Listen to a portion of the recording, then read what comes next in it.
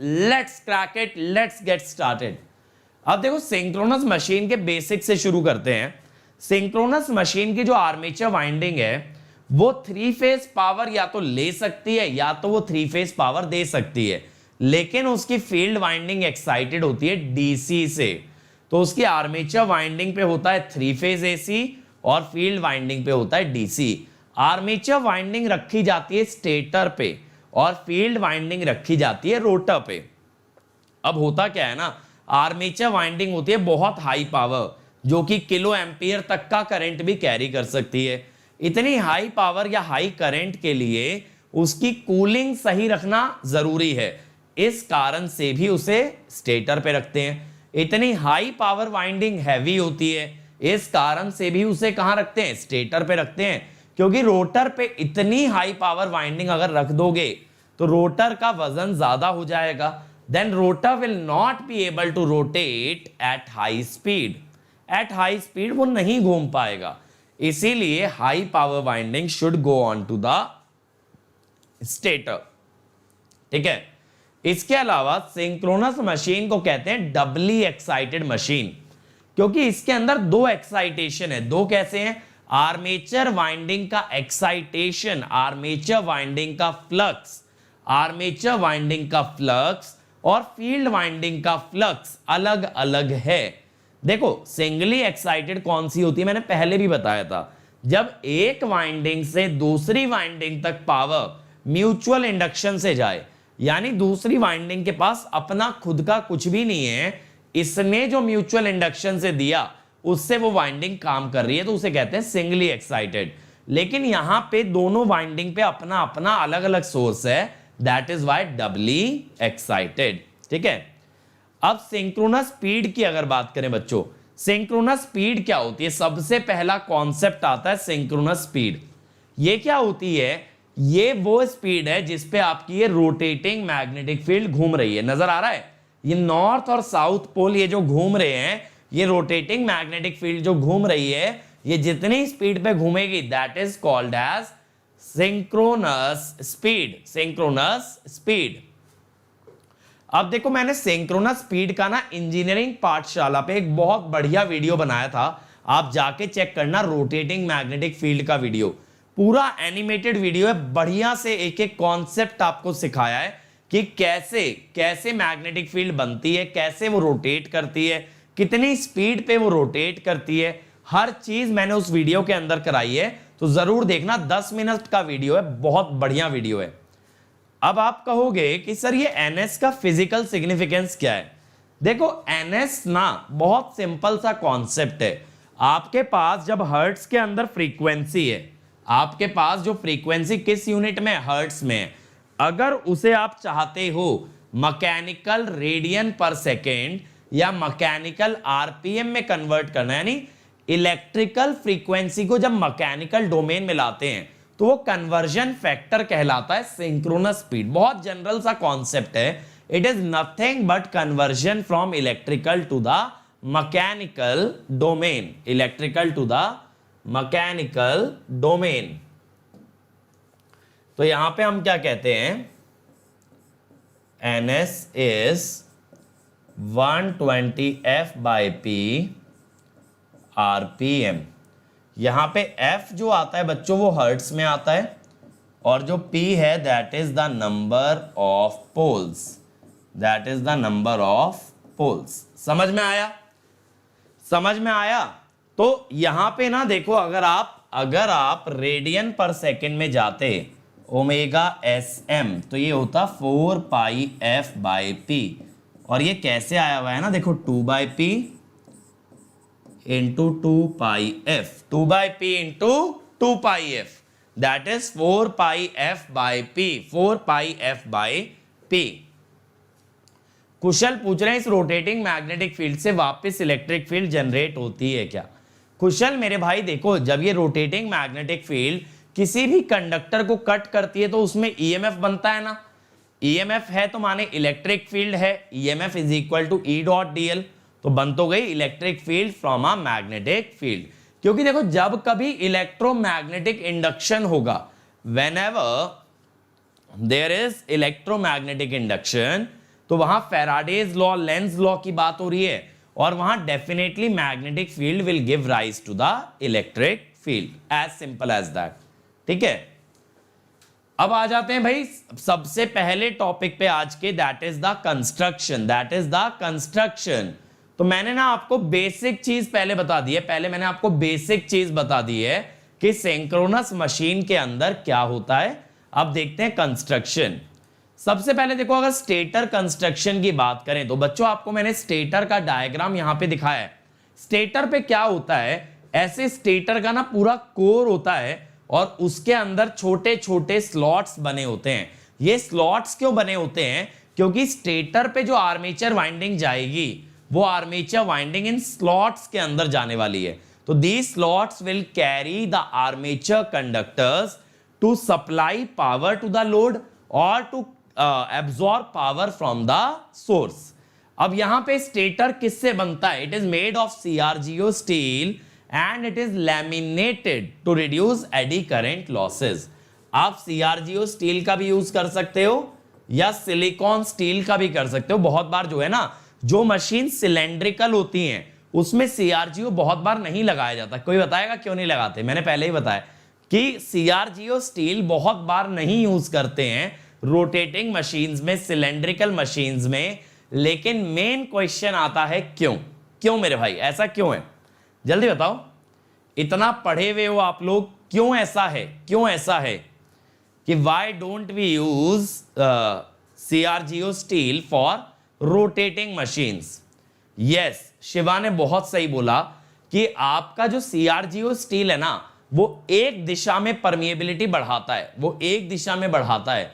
लेकिन सर्कल में क्या होता है ना मेरे भाई, देखो जब सर्कल ले लो तो सर्कल में मैग्नेटिक फील्ड हर पॉइंट पे अलग डायरेक्शन में होती है। अब एक डायरेक्शन में अगर परमिएबिलिटी बढ़ भी गई तो क्या फर्क पड़ने वाला है, क्योंकि यहां परमिएबिलिटी अलग अलग डायरेक्शन, सॉरी यहां मैग्नेटिक फील्ड अलग अलग डायरेक्शन में आएगी। इसीलिए कहते हैं फिर इतना खर्चा भी क्यों किया, बेहतर है सस्ती वाली स्टील यूज करो, that is the silicon steel, हल्का स्टील यूज कर लेंगे। अब देखो हम ये कहते हैं अगर कॉन्सेंट्रेटेड वाइंडिंग यूज करोगे, अगर कॉन्सेंट्रेटेड वाइंडिंग यूज करोगे तो 3 वाइंडिंग्स को 120 डिग्री पे रखा जाएगा और उनके करंट्स में भी 120 डिग्री का फेज शिफ्ट दिया जाएगा। और ऐसा क्यों करते हैं, to generate the rotating magnetic field. Rotating magnetic field बनाने के लिए 3 वाइंडिंग्स को 120 डिग्री पे रखते हैं और तीनों के करंट्स का फेज शिफ्ट भी 120 डिग्री लिया जाता है। अब देखो मैंने यहां पे आपसे यही पूछा है, what is the condition to produce rotating magnetic field. देखो आप बोलोगे for M phase machine, for M phase machine आप बोलोगे कि भाई फेज शिफ्ट जो होना चाहिए ना सर, फेज शिफ्ट जो करंट्स में होना चाहिए, that should be 360 degree by M। ठीक है, और space displacement, space displacement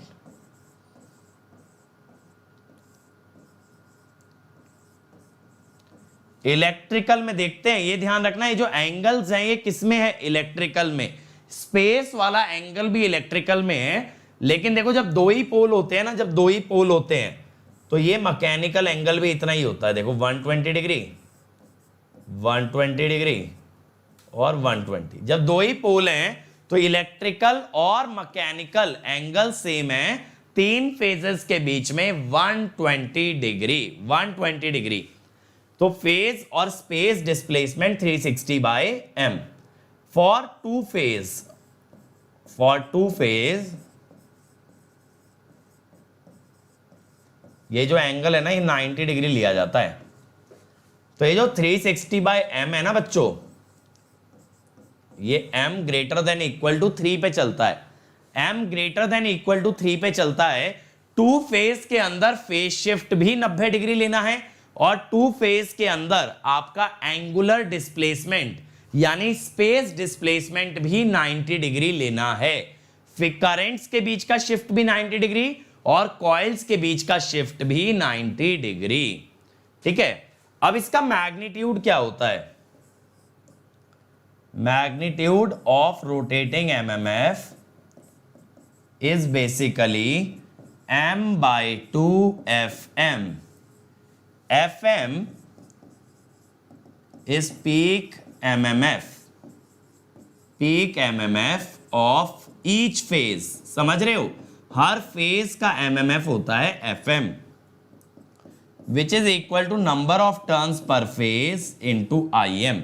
nph into im is equal to fm. nph into im is equal to fm. और ये सबके लिए वैलिड है, मतलब ये 2 फेज पे भी चलेगा, ये वाला फॉर्मूला 2 फेज पे भी चलेगा, 3 पे भी चलेगा, 4 पे भी चलेगा, ये हर जगह चलेगा। तो ये मैग्नीट्यूड है कि मैग्नेटिक फील्ड कितनी स्ट्रांग है, और मैग्नेटिक फील्ड घूम किस स्पीड से रही है, ये घूम रही है भाई आपकी ns से। समझ में आया ना? तो यही कंडीशन 3 फेज में क्या कह देती है कि भाई 120 डिग्री का फेज शिफ्ट चाहिए और 120 डिग्री ही स्पेस के अंदर एंगल बनेगा, तब हमारी मैग्नेटिक फील्ड गोल गोल घूमेगी। अब देखो रोटर्स पे आते हैं, तो सबसे पहले बच्चों बात करते हैं सेलिएंट पोल रोटर की। जैसा आप यहां पे देख रहे हो ना, सेलिएंट पोल रोटर में क्या होता है, ये अलग अलग पोल्स बने होते हैं, जैसे नॉर्थ साउथ, इस टाइप से ना पोल्स बने रहते हैं। तो ये पूरे पोल्स जो बने रहते हैं, इस तरह के रोटर को हम कहते हैं सेलिएंट पोल रोटर। समझ रहे हो, सेलिएंट पोल रोटर। तो सेलिएंट पोल रोटर के अंदर प्रोजेक्टिंग पोल्स होते हैं, बाहर निकले हुए पोल्स होते हैं, लेकिन इसके अंदर एयर गैप कांस्टेंट नहीं होता। जहां पोल आ जाता है, देखो यहां पे तो एयर गैप कम हो जाता है, यहां पे तो लेस एयर गैप है, ठीक है। और जो ये बीच वाला हिस्सा है ना, पोल्स के बीच वाला हिस्सा, यहां पे आपका एयर गैप ज्यादा है।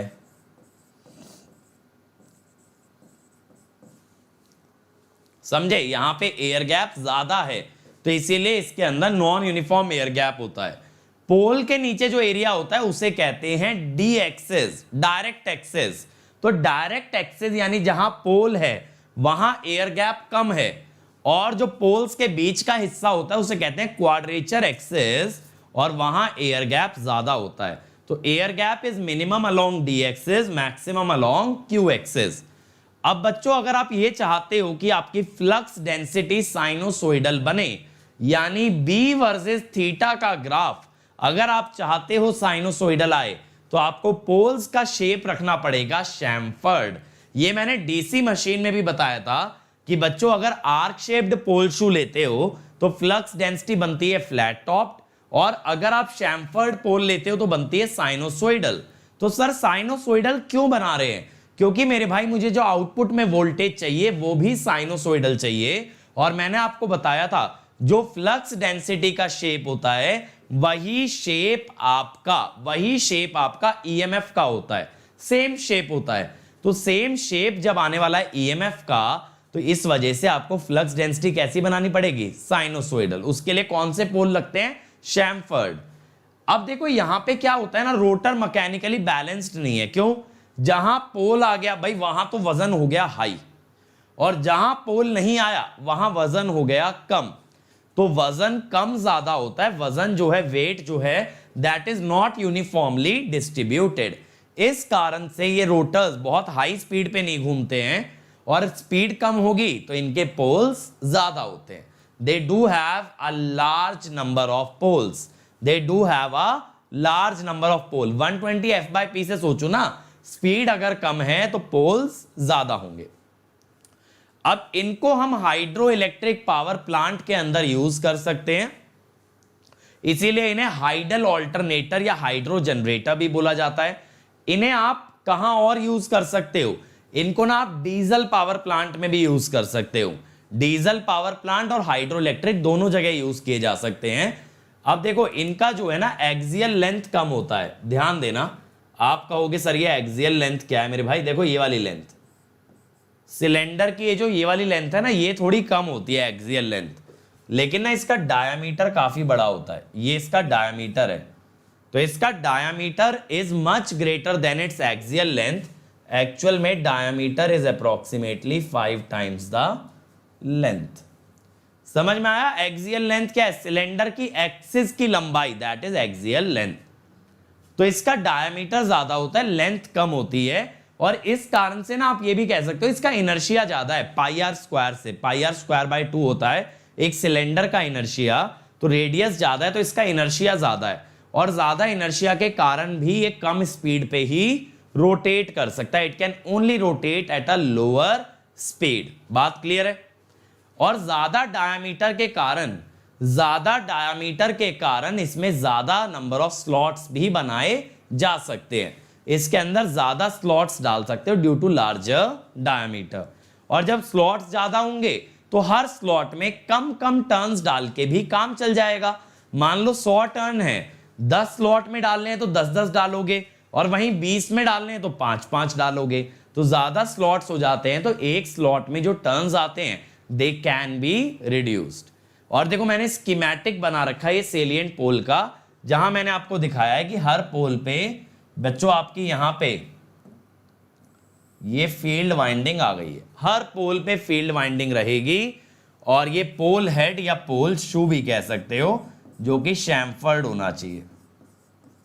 ठीक है, चलो अब आते हैं सिलेंड्रिकल रोटर पे। जैसा आप यहां पे देख भी पा रहे होगे सिलेंड्रिकल रोटर ड्रॉ किया गया है, यहां पे सिलेंड्रिकल रोटर ड्रॉ किया गया है। अब सिलेंड्रिकल रोटर के अंदर क्या होता है, सिलेंड्रिकल रोटर के अंदर क्या होता है, इसके अंदर एयर गैप यूनिफॉर्म आता है, क्योंकि ये देखो इसका सरफेस एकदम स्मूथ है, इसका सरफेस एकदम स्मूथ है तो एयर गैप यूनिफॉर्म आएगा। अब इसके अंदर दूसरी बात क्या होती है, इसका 2/3 वाला जो पार्ट है उसमें वाइंडिंग आती है। देखो जैसे ये वाइंडिंग वाला पार्ट है ना, इस वाले पार्ट में वाइंडिंग आ रही है, समझ रहे हो? ये वाला जो पार्ट है जो मैंने आपको एरो से दिखाया इसमें वाइंडिंग आ रही है, बाकी जो बचा हुआ हिस्सा है उसमें पोल बनता है। तो 2/3 पार्ट में वाइंडिंग रखते हैं और बचे हुए 1/3 पार्ट के अंदर फॉर्म होता है पोल। तो 1/3 पार्ट के अंदर क्या होता है, देखो यहां पे बनेगा पोल। तो पहले वाइंडिंग आएगी 2/3 पार्ट में और बाकी 1/3 में आता है पोल। अब रोटर किससे बनता है, solid steel, forging of nickel, chromium और मॉलिब्डेनम। इसका क्या मतलब है, स्टील से बनाते हैं जिसमें ऐड किया जाता है निकेल, क्रोमियम और मॉलिब्डेनम। क्यों ऐड करते हैं, ताकि रोटर की मैकेनिकल स्ट्रेंथ बढ़ाई जा सके। अब ये रोटर का वजन चारों तरफ बराबर है, इसीलिए ज्यादा मैकेनिकली बैलेंस्ड है और ये ज्यादा मैकेनिकली स्ट्रॉन्ग है। तो इस टाइप के रोटर बहुत हाई स्पीड पे घूम सकते हैं। Cylindrical rotor can be rotated at high speed and that is why it is used in steam power plant. Steam power plant में इसका यूज करते हैं और इसको कहते हैं टर्बो ऑल्टरनेटर या turbo generator. Steam power plant में यूज करोगे and it will be called as the turbo generator. अब यहां नंबर ऑफ पोल्स जो है कम रहेंगे क्योंकि स्पीड ज्यादा है, जैसा मैंने बताया पोल्स आर लेस। अब देखो यहां दिखाया भी है, देखो ये जो एरिया है ये हमने वाइंडिंग के लिए यूज कर लिया, यहां भी वाइंडिंग है, यहां भी वाइंडिंग है, यहां भी वाइंडिंग है, और बीच में बचे हुए हिस्से में क्या बन गए, पोल। तो पोल्स के लिए जो एरिया है दैट इज 1/3 और वाइंडिंग के लिए जो एरिया है दैट इज 2/3। यानी आप ये कह सकते हो, देखो ये वाइंडिंग ना एक बार में 60 डिग्री एंगल खा रही होगी। आप कहोगे सर ऐसा क्यों बोल रहे हो, क्योंकि देखो 2/3 ऑफ 360 इज 240 और ये 4 बार आ रही है, तो 240 कितने कितने में डिवाइड हुआ, 60 में, और 1/3 इज 120, तो ये पोल 30 डिग्री ले रहा होगा। This pole will consume 30 degree. ठीक है भाई, चलो अब इसके अंदर क्या होता है कि रिलक्टेंस तो कांस्टेंट होती है, रिलक्टेंस तो आपकी कांस्टेंट होती है क्योंकि एयर गैप कांस्टेंट है। तो अगर आपको फ्लक्स डेंसिटी साइनोसॉइडली वेरी करानी है तो आपको एमएमएफ वेरी कराना पड़ेगा, साइनोसॉइडली एमएमएफ वेरी कराना पड़ेगा। एमएमएफ तो एनआई होता है, आई तो डीसी है, तो क्या वेरी करना पड़ेगा, नंबर ऑफ टर्न्स। यानी देखो इन सभी स्लॉट में नंबर ऑफ टर्न्स बराबर नहीं रखते, स्लॉट्स में नंबर ऑफ टर्न्स वेरी करते हैं, और जब नंबर ऑफ टर्न्स वेरी करते हैं ना तो टर्न्स तो डिस्क्रीट है ना, 1 2 3 4 5, तो डिस्क्रीट है, तो एमएमएफ जो वेरी करता है that is not smooth, that is stepped. वो स्टेप्स की स्टेयरकेस की फॉर्म में होता है, इसीलिए यहां पे आपका जो एमएमएफ वेरिएशन आता है ना बच्चों,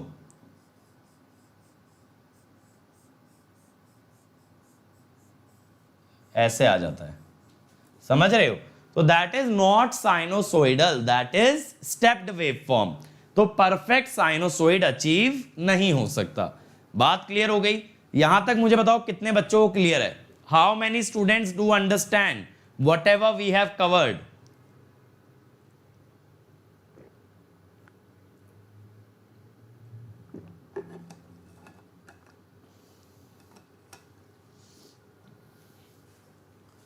सबको आया ना बढ़िया से समझ? चलो आगे कंटिन्यू करते हैं। अब देखो इसके बाद मैं चल रहा हूं इंड्यूस्ड ईएमएफ पे। मैंने आपको कंस्ट्रक्शन में stator, rotor, rotating magnetic field तीनों चीजें क्लियर कर दी हैं। अब ईएमएफ पे आते हैं। ईएमएफ में देखो सबसे पहले मेरे भाई, सबसे पहले बात करते हैं फ्लक्स डेंसिटी की। तो एवरेज फ्लक्स डेंसिटी क्या होती है अगर फ्लक्स डेंसिटी साइनोसोइडल हो? एवरेज होती है 2/π BM। आप कहोगे सर ये कैसे लिख दिया 2/π BM? 2/π BM। शानू सिलेंड्रिकल ज्यादा स्टेबल नहीं होता, सेलिएंट पोल ज्यादा स्टेबल है। सिलेंड्रिकल मैकेनिकली स्टेबल है, बिल्कुल सही बात है, लेकिन इलेक्ट्रिकल स्टेबिलिटी की जो बात करते हैं उसके अंदर ज्यादा स्टेबल आपका होता है सेलिएंट पोल। वहां एयर गैप ज्यादा होता है और एयर गैप ज्यादा होने से सिंक्रोनस रिएक्टेंस कम होती है। लेकिन अभी इतना आगे मत भागो मेरे भाई, मैं आगे समझाऊंगा क्यों इतना आगे भाग जाते हो। अब आप कहोगे सर ये एवरेज कैसे लिख दिया? बेटा ये एवरेज लिखा जाता है इसके एक लोब से, साइन की हाफ साइकिल से। आप कहोगे सर हाफ साइकिल क्यों?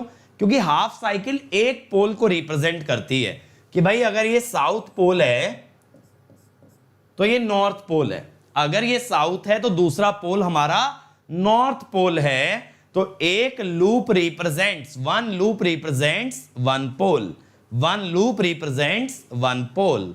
बात क्लियर हो रही है? बात क्लियर हो रही है? तो ये साउथ और ये नॉर्थ। तो जब आपको एक पोल का निकालना है तो you will only assume half cycle. अब मैं कहता हूं फ्लक्स फाई, फ्लक्स पर पोल की बात करते हैं। अब आप कहोगे सर फ्लक्स पर पोल की बात क्यों करते हैं?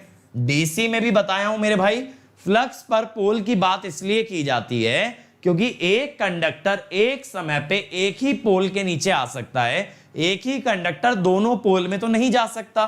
तो फ्लक्स पर पोल की बात करते हैं। तो ये कितना होता है देखो 2/π BM इंटू πdl/p। अब आप कहोगे सर ये πdl/p क्या है? देखो मशीन की शेप सिलेंड्रिकल है ना, ये बात तो मानते हो। तो इसका जो कर्व्ड सरफेस एरिया है वो क्या होता है 2πr πdl। समझ गए?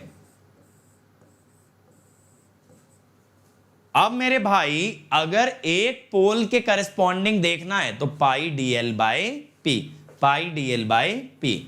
तो जो फ्लक्स होता है ना उसकी वैल्यू ये आती है, पाई से पाई कट जाता है, तो that is the flux, that is the flux. B अगर गिवन है तो कौन सा मानेंगे, पीक या एवरेज? अनुपम देखो ये चीज गिवन होगी, जब साइनोसोइडल फ्लक्स डेंसिटी की बात आती है ना तो ये चीज गिवन होगी। डीसी में क्यों नहीं गिवन था ऐसा? क्योंकि डीसी के अंदर फ्लैट टॉप्ड होती है फ्लक्स डेंसिटी, तो बाय डिफॉल्ट अगर उसकी बात करें that is your peak value, क्योंकि उसका पीक और एवरेज ऑलमोस्ट सेम आता है। लेकिन जब साइनोसोइडल है तो it will always be given whether it is the peak value और द एवरेज वैल्यू। बट चलो वर्स्ट केस मान ले कि नहीं दिया, वैसे तो देगा ही देगा, चलो फिर भी तुम्हारा ये मान लो तुम्हारा नाइटमेयर ट्रू हो गया, नहीं दिया तो एवरेज मान लेना, तो उसे एवरेज मान लेना। चलो अब इंड्यूस्ड ईएमएफ की बात करते हैं। तो इंड्यूस्ड ईएमएफ बच्चों यहां पे आपका ट्रांसफॉर्मर वाला आता है ना, यहां आपका इंड्यूस्ड ईएमएफ बेटा ट्रांसफॉर्मर वाला आता है। तो ERMS क्या होता है 4.44 FN/m। अब ये जो φm है ये अभी हमने निकाला है ना, ये अभी हमने निकाला है। और यहां पे n क्या होता है, this is the number of turns per phase. क्योंकि देखो जितने भी नंबर ऑफ टर्न्स हैं वो 3 फेज में डिवाइड होंगे ना, ए बी और सी। तो एक फेज के कितने नंबर ऑफ टर्न्स हैं वो यहां पे लेना है, एक फेज के कितने नंबर ऑफ टर्न्स हैं वो आपको यहां पे लेना है। अभी इस पे क्वेश्चंस भी करेंगे, ज्यादा टेंशन मत लेना। And F is the frequency in hertz, F is the frequency in hertz. अब देखो यही चीज अगर nth हार्मोनिक के लिए करनी है, सेम वैल्यू आपको बात करनी है for nth harmonic, for nth harmonic. समझा देता हूं, देखो ध्यान से देख लेना। Frequency of nth harmonic is nf, poles of nth harmonic, poles of nth harmonic is equal to NP. NP आप कहोगे सर ये पोल्स एनपी कैसे हो गए? बेटा अभी हार्मोनिक पढ़ाऊंगा ना तो ये चीज मैं दिखाऊंगा आपको पोल एनपी कैसे हुए। अभी के लिए मान लो तो मैं कहता हूं कि nth हार्मोनिक का φm कितना होगा, nth हार्मोनिक का bm बाय np, और EMF कितना होगा 4.44 NF phi mn into NPH। तो उसकी फ्रीक्वेंसी होगी NF और उसका फ्लक्स भी अलग से लेना पड़ेगा, उसका फ्लक्स भी अलग से लेना पड़ेगा phi mn, और phi mn क्या है 2bmn dl by np। आप कहोगे सर mn का क्या मतलब है? m माने मैक्सिमम, n माने nth हार्मोनिक, n माने nth हार्मोनिक। तो इस तरीके से आप nth हार्मोनिक का EMF भी निकाल सकते हैं मेरे भाई, nth हार्मोनिक का EMF भी निकाल सकते हैं। अब ये nth हार्मोनिक आया कहां से, ये मैं आपको हार्मोनिक्स जब आज ही डिस्कस करूंगा उसमें बताऊंगा, डोंट वरी, आज हार्मोनिक्स भी निपटाएंगे। अब आते हैं कॉइल पिच, पोल पिच और कॉइल स्पैन। पोल पिच का मतलब होता है कि दो पोल्स के बीच में कितना डिस्टेंस है, दो पोल्स के बीच में कितना डिस्टेंस है, लेकिन इलेक्ट्रिकल डिग्री में। किसमें? इलेक्ट्रिकल डिग्री में। इलेक्ट्रिकल डिग्री में दो पोल्स के डिस्टेंस को कहते हैं पोल पिच। और पोल पिच बेटा हमेशा होता है, ये हमेशा, ये यूनिवर्सल है, pole pitch is always 180 degree electrical, it is always 180 degree electrical.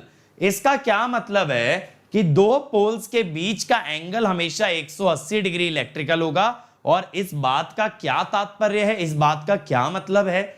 इस बात का बच्चों ये मतलब है कि दो पोल्स के अंदर जो EMF आएगा दैट विल बी ऑपोजिट। एक में अगर 5 वोल्ट आता है तो दूसरे में -5 आएगा, या ये कह दो they will be shifted by 180 degree. और वही मतलब है कि पोल पिच इज 180 डिग्री।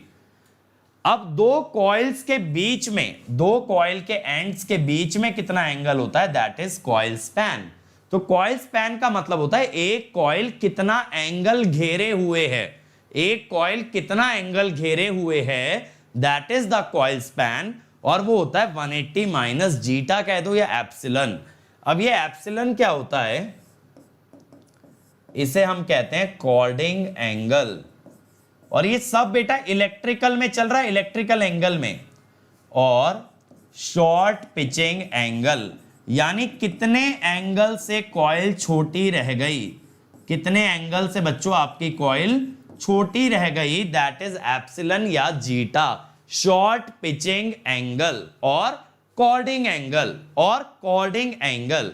तो स्पैन होता है 180 माइनस एप्सिलॉन और शॉर्ट पिचिंग एंगल होता है एप्सिलॉन। देखो आइडियली मैं ये चाहता हूं, मेरी बात पे ध्यान देना, आइडियली मैं ये चाहता हूं कि कॉइल का एक हिस्सा नॉर्थ के अंडर जाए तो दूसरा हिस्सा साउथ में जाए। आप कहोगे क्यों?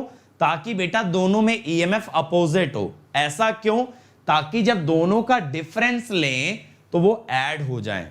क्योंकि देखो एक कॉइल में जब आप लूप में निकालोगे ना EMF, देखना मान लो ऐसा आ रहा है, अब देखो जब आप KVL लगाओगे तो ऐड हो जाएंगे ना, ये समझ में आ रही है बात? जब आप KVL लगाओगे माइनस से प्लस प्लस, फिर माइनस से प्लस प्लस, तो आप ये चाहते हो कि दोनों EMF ऐड होके आए, यानी ओवरऑल ज्यादा वोल्टेज मिले उसके लिए दोनों में ईएमएफ उल्टा होना चाहिए, दोनों में ईएमएफ उल्टा होना चाहिए। तो एक नॉर्थ में हो तो एक साउथ में हो।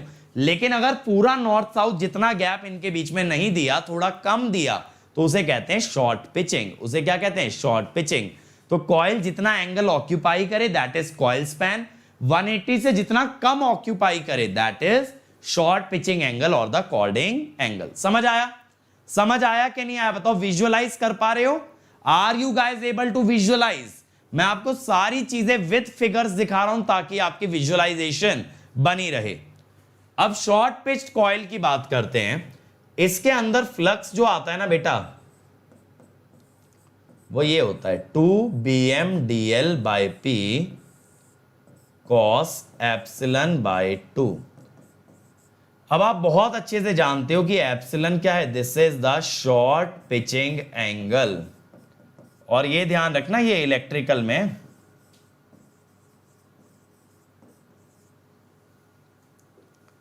इसको φm' कह देते हैं। अब ईएमएफ जो होता है ना, वो क्या होता है? 4.44 F NPH φm cos ε/2। आप कहोगे सर φm में तो cos ε/2 पहले से है। नहीं मेरे भाई, वो φm' था, φm अभी भी यही ले रहे हैं, ठीक है। और इसको बोल देते हैं, देखो KP is called as the pitch factor simple cos ε/2, ठीक है, cos ε/2। अब देखो इसमें क्या हुआ, ये cos ε/2 का जो वैल्यू है वो 1 से तो छोटा होगा, cos is always less than 1। तो अगर ये वैल्यू 1 से छोटी आ रही है यानी ईएमएफ कम हो गया, ठीक है। हाँ, φm is the maximum flux per pole, it is the maximum flux per pole. अब बच्चों देखो, पहले तो दोनों कॉइल के बीच का एंगल नहीं होता 180, कॉइल के दो साइड्स के बीच का होता है। ध्यान से समझो यार, दो कॉइल थोड़ी हैं। यहां देखो ये एक ही कॉइल है, एक कॉइल के दो हिस्सों के बीच के एंगल को कहते हैं कॉइल स्पैन, और वो एंगल 180 से जितना कम हो दैट इज कॉर्डिंग एंगल। और अनिल, कॉर्डिंग की स्पेलिंग सही लिखो भाई। अब देखो क्या होता है, ध्यान देना, फॉर nth हार्मोनिक, आपको अभी मैंने बताया nth हार्मोनिक में पोल्स हो जाते हैं np। तो इलेक्ट्रिकल एंगल आपको क्या पता है कि p/2 से मल्टीप्लाई होता है ना, तो हम ये कह सकते हैं theta e also becomes n times.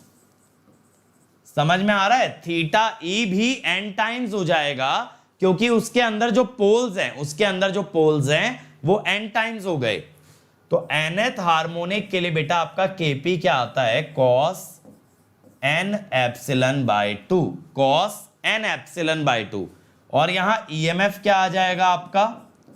EMF आ जाएगा 4.44 NF φmn KPN, ठीक है, KPN। φmn आपको अभी मैंने बताया था, φmn बताया था ना, 2BmnDL/NP। तो nth हार्मोनिक की ना फ्लक्स डेंसिटी की वैल्यू अलग आती है। ऐसे सोचो, जब कभी एक फूरियर सीरीज लिखते हो तो सारे हार्मोनिक्स की हाइट बराबर थोड़ी होती है भाई। जैसे स्क्वायर वेव का लिखते हो तो 4Vs/n आता है, यानी n बढ़ने के साथ साथ हार्मोनिक की वैल्यू गिरती जाती है। इसी तरीके से nth हार्मोनिक की जो फ्लक्स डेंसिटी होगी वो बाकी फंडामेंटल के बराबर नहीं होगी। nth हार्मोनिक की होगी Bmn और फंडामेंटल की है Bm। बात क्लियर हुई? हर हार्मोनिक की फ्लक्स डेंसिटी अलग अलग होती है। Every harmonic has a different flux density. तो वही फ्लक्स डेंसिटी आपको यहां पे यूज करनी है जो उस हार्मोनिक की है, ठीक है। चल, ये हो गया। अब एडवांटेजेस क्या हुए भाई? एडवांटेजेस क्या हुए आपके पास? Effect of dominant harmonics can be reduced. कहने का मतलब, अगर आपको nth हार्मोनिक गायब करना है, nth हार्मोनिक गायब करना है तो उसका KPN 0 होना चाहिए, KPN 0 होना चाहिए। KPN यानी cos n एप्सिलन बाय 2 अगर 0 कर दिया तो यहां से एप्सिलन कितना आ जाएगा, पाई बाय 2 कर दो, ये आ गया है ना, पाई बाय n आ गया। यानी अगर इतने एंगल से शॉर्ट पिचिंग करोगे तो nth हार्मोनिक हटा सकते हो। अगर थर्ड हार्मोनिक हटाना है तो पाई बाय 3, आपको फिफ्थ हार्मोनिक हटाना है पाई बाय 5, सेवेंथ हटाना है पाई बाय 7। तो that way you can remove the harmonic. Harmonic कम करने से हिस्टेरेसिस और एडी करंट लॉसेस घटते हैं। सर ऐसा क्यों होता है, हिस्टेरेसिस और एडी करंट लॉस क्यों गिरते हैं? देखो हार्मोनिक की फ्रीक्वेंसी ज्यादा है, मानते हो, फ्रीक्वेंसी ज्यादा है, हिस्टेरेसिस लॉस फ्रीक्वेंसी के proportional, eddy current frequency square के प्रोपोर्शनल। तो ये हार्मोनिक्स के लॉसेस बहुत हाई होते हैं। हार्मोनिक हटाओगे लॉसेस घटेंगे, एफिशिएंसी बढ़ेगी। अब अगर आपने कॉइल छोटी बनाई तो देखो वायर की लेंथ भी तो कम लगेगी छोटी कॉइल में। कॉइल को अगर शॉर्ट पिचिंग करोगे तो वायर की लेंथ कम लगेगी, वायर की लेंथ कम लगेगी तो कॉपर लॉस भी कम होगा। वायर में अगर कॉपर कम लगा है तो कॉपर लॉस भी कम होगा।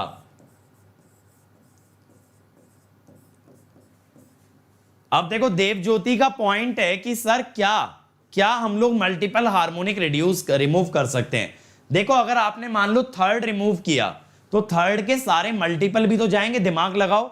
अगर cos पाई बाय 2 0 आ रहा है तो cos 3 pi by 2, cos 5 pi by 2, cos 7 pi by 2, यानी थर्ड हार्मोनिक के जितने मल्टीपल बनेंगे सब जाएंगे। लेकिन एक मेथड से थर्ड और फिफ्थ दोनों नहीं जा सकते, एक ऑर्डर के सारे मल्टीपल हटा सकते हो। थर्ड के सारे मल्टीपल हटा दिए, या फिर फिफ्थ के सारे मल्टीपल हटा दिए, या फिर सेवेंथ के सारे मल्टीपल हटा दिए। लेकिन थर्ड और फिफ्थ दोनों एक तरह से हट जाएं ऐसा नहीं हो सकता, दैट कैन नेवर हैपन। समझ रहे हो? चलो अब क्या है, कॉइल का अगर लेंथ कम हुआ तो कॉइल की इंडक्टेंस, कॉइल की रिएक्टेंस कम होगी, कॉइल की रिएक्टेंस कम होगी, वोल्टेज ड्रॉप कम होगा, वोल्टेज रेगुलेशन कम होगा। ठीक है, तो वोल्टेज ड्रॉप अगर कम होगा तो वोल्टेज रेगुलेशन भी कम होगा। और नुकसान क्या हो रहा है, नुकसान क्या हो रहा है, नुकसान सबसे ज्यादा ये हो रहा है, ये फंडामेंटल ईएमएफ भी कम हो गया। ये जो आपका मेन ईएमएफ है ना फंडामेंटल वाला, ये भी कम हो गया। हार्मोनिक्स तो चलो हटा लोगे, लेकिन फंडामेंटल में भी cos एप्सिलॉन बाय 2 आ गया तो इट ऑल्सो रिड्यूसेस। अब आते हैं डिस्ट्रीब्यूटेड वाइंडिंग पे। डिस्ट्रीब्यूटेड वाइंडिंग के अंदर सबसे पहले बात होती है फेज बेल्ट की। ये क्या बताता है, एक पोल के नीचे कितने स्लॉट एक फेज को दिए। अब एग्जांपल ध्यान से सुनना, मान लो 36 स्लॉट हैं, 36 स्लॉट हैं और 4 पोल हैं, 36 स्लॉट हैं और 4 पोल हैं। तो एक पोल के नीचे कितने स्लॉट्स आए, एक पोल के नीचे कितने स्लॉट्स आए, एक पोल के नीचे आए 9 स्लॉट्स, 9 स्लॉट्स। अब इसके अंदर बेटा आपको 3 फेज डालने हैं, 9 स्लॉट में 3 फेज डालने हैं। तो 3 स्लॉट में डालो A, 3 में B और 3 में C, 3 में C। इसे कहते हैं फेज बेल्ट। एक पोल के नीचे एक फेज को कितने स्लॉट अलॉट होते हैं, दैट इज फेज बेल्ट। और इसकी वैल्यू कैसे निकलती है, इसको M लिखते हैं, slots by poles into phases. ठीक है, ये होता है स्लॉट्स पर पोल पर फेज। अब स्लॉट पिच क्या है, एक स्लॉट कितना एंगल बनाता है, दैट इज स्लॉट पिच। अब देखो मैं आपको दिखा भी देता हूं, मान लो जैसे ना, देखो यहां पे मान लो स्लॉट्स बने हैं, ठीक है, और भी होंगे, ऐसा मत सोचना नहीं बनाए तो है नहीं। अब एक स्लॉट देखो कितना एंगल ऑक्यूपाई करता है ना, मान लो एक स्लॉट ने ऑक्यूपाई किया लेट अस से बीटा एम। तो हम स्लॉट पिच यानी ये जो बीटा है ना, बीटा इलेक्ट्रिकल में लेते हैं तो P/2 बीटा एम। समझ में आया? एक स्लॉट कितना एंगल सेंटर पे बना रहा है, अगर उसे इलेक्ट्रिकल डिग्री में ले लिया जाए दैट इज बीटा और द स्लॉट पिच। अब देखो बीटा एम तो बहुत सिंपल है, 360/s। अगर भैया 36 स्लॉट डालने हैं 360 डिग्री में, तो एक स्लॉट कितना एंगल ले ले, 10 डिग्री। 360 में अगर 36 जा रहे हैं, 36 जा रहे हैं 360 में, तो एक स्लॉट कितना ले ले, 10 डिग्री। अब अगर आप बीटा निकालोगे बच्चों, p/2 इंटू 360/s, तो देखो ये ना ऐसे निकलता है, ये होता है बीटा, 180 ओवर स्लॉट पर पोल, 180 ओवर स्लॉट पर पोल। अब बात है फेज स्प्रेड की। अब ये मतलब समझना, अभी आपने एग्जाम्पल में ये बताया कि सर अगर 36 स्लॉट 4 पोल में डिवाइडेड हैं, तो एक पोल में 9 स्लॉट्स आएंगे, उसमें 3 एक एक फेज को दे दोगे, तो आपने ये तो डिसाइड कर लिया एक फेज 3 स्लॉट लेता है, लेकिन इसका एंगल कितना है, कितना एंगल लिया, 3 स्लॉट तो ठीक है, but what is that angle, what is that angle? तो वो एंगल जो होता है ना sigma, that is M beta, M beta. M तो ये आ गया, कितने स्लॉट्स हैं, ऐसा सोचो ना 3 स्लॉट थे जिसमें एक स्लॉट का एंगल बीटा है, तो 3 स्लॉट है, एक स्लॉट का एंगल बीटा है, तो कितना एंगल हुआ एक फेज का, 3 बीटा, वही हुआ एम बीटा, एम बीटा। ये भी इलेक्ट्रिकल डिग्री में चलेगा। समझ में आया? ये तीनों डेफिनेशन समझ में आई, phase belt, slot pitch, phase spread. Phase spread, phase spread भी यही बता रहा है कितने स्लॉट हैं, लेकिन डिग्री में बता रहा है, और फेज बेल्ट भी यही बता रहा है एक फेज एक पोल के नीचे कितने स्लॉट्स लेता है। समझ आया? अब देखो अगर कॉन्सेंट्रेटेड वाइंडिंग है, अगर कॉन्सेंट्रेटेड वाइंडिंग है तो उसका एम लिया जाता है 1, और डिस्ट्रीब्यूटेड के लिए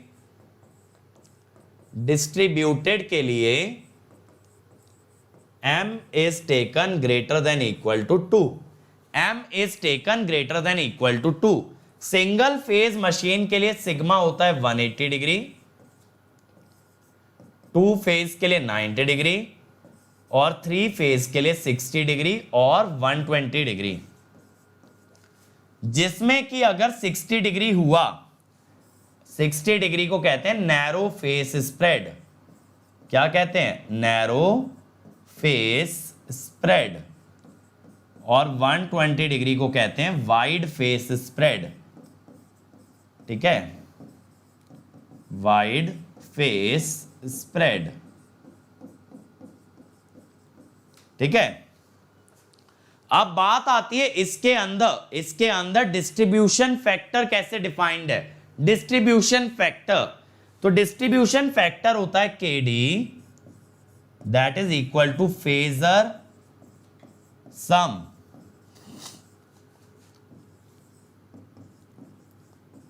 of EMF of each phase by scalar sum of EMF। इसका ना मतलब ये भी होता है EMF in distributed winding by EMF in concentrated winding। इस पे भी थोड़ा सा देखो एक्सप्लेन कर देता हूं। शानू 60 डिग्री बेटर है, 60 डिग्री ज्यादा बेटर होता है 120 के मुकाबले। अब ध्यान से सुनना, क्या होता है ना, देखो डिस्ट्रीब्यूटेड वाइंडिंग में एक ही फेज का अलग अलग कंडक्टर अलग अलग स्लॉट में जाता है। ध्यान से सुनना, डिस्ट्रीब्यूटेड में एक ही फेज के कंडक्टर अलग अलग स्लॉट्स में डिवाइडेड होते हैं, they are divided in different slots. इस कारण से उनमें जो ईएमएफ बनता है वो सेम फेज में नहीं आता। EMF is not in the same phase. सबके ईएमएफ में क्या आ जाता है? Phase shift. अब जब आप ऐड करोगे, ईएमएफ तो फेजर क्वांटिटी है, सबको अलग अलग ऐड करोगे तो सम जो भी आएगा दैट इज ई डिस्ट्रीब्यूटेड। लेकिन कॉन्सेंट्रेटेड वाइंडिंग में एक फेज के सारे टर्न्स सेम स्लॉट में आते हैं। जब सारे टर्न सेम स्लॉट में आते हैं तो सबका ईएमएफ सेम फेज में होता है, तो वो डायरेक्टली एज स्केलार्स ऐड हो सकते हैं। ध्यान से समझो, डिस्ट्रीब्यूटेड में एक ही फेज का अलग अलग टर्न अलग अलग स्लॉट में गया। इमेजिन करो मेरे भाई, विजुअलाइज करो कि आपके सामने स्लॉट्स हैं, आपके सामने स्लॉट्स हैं, ऐसा विजुअलाइज करो। जैसे देखो मैं आपको एक एग्जांपल लेके दिखाता हूं, एग्जैक्टली राउंड तो नहीं, बट जैसे मान लो ये मेरी बोतल जो है ना, ये बोतल दिख रही है, suppose this is your stator. इसमें अलग अलग कंडक्टर अलग अलग एंगल पे है, जो कंडक्टर जितने एंगल पे है उसके ईएमएफ में उतना ही फेज आएगा, उसके ईएमएफ का उतना ही फेज आएगा। अब जब ऐड करोगे तो इनको फेजर्स की तरह ऐड करोगे, और अगर सारे टर्न्स एक ही जगह आ जाते, सबका फेज भी एक ही होता, तो डायरेक्टली ऐड हो जाते। अब आपको क्या पता है, जब दो फेजर या दो वेक्टर सेम फेज में होते हैं तो उनका सम मैक्सिमम होता है, उनका सम मैक्सिमम होता है। इस कारण से डिस्ट्रीब्यूटेड वाला ईएमएफ कॉन्सेंट्रेटेड से कम आता है, कॉन्सेंट्रेटेड से कम आता है। बात समझे? जब दो अलग अलग एंगल की क्वांटिटीज को ऐड करोगे तो सम कम आएगा एज कंपेयर टू दो क्वांटिटीज जिनका एंगल सेम है। अब डिस्ट्रीब्यूशन फैक्टर कैसे लिखा जाता है देखो, पहले तो मेरे भाई मैं यहां पे लिख देता हूं, केडी का फॉर्मूला होता है sine M beta by 2 over M sine beta by 2। ये रेशियो आता है कॉन्सेंट्रेटेड और डिस्ट्रीब्यूटेड का, ठीक है। KD is the ratio of distributed EMF to the concentrated EMF. अब देखो बीटा आपको पता है ना इलेक्ट्रिकल एंगल है, बीटा आपको पता है इलेक्ट्रिकल एंगल है। अभी मैंने बताया nth हार्मोनिक में np पोल्स होते हैं तो इलेक्ट्रिकल एंगल्स में n आ जाता है, ये मैंने बताया था ना। देखो यहां पे मैंने बताया था ना, पोल्स np होते हैं तो इलेक्ट्रिकल एंगल n टाइम्स हो जाता है, इलेक्ट्रिकल एंगल n टाइम्स हो जाता है। अब बीटा भी तो इलेक्ट्रिकल एंगल है, ये भी n टाइम्स हो जाएगा। तो nth हार्मोनिक के लिए बेटा आपका kdn आएगा sine M N beta by 2। M मैंने अभी बताया ना स्लॉट्स पर पोल पर phase, M sine N beta by 2, ठीक है। यहां बस बीटा की जगह एन बीटा आ जाएगा, electrical angle will become an times. ऐसा नहीं है हार्मोनिक से एक्चुअल एंगल नहीं बदला है, एक स्लॉट देखो अभी भी इतना ही एंगल लेगा, एक स्लॉट अभी भी बीटा एम एंगल लेगा, तो ये तो नहीं बदल सकता ना, ये तो फिजिकल कंस्ट्रक्शन है, ये तो फिजिकल कंस्ट्रक्शन है।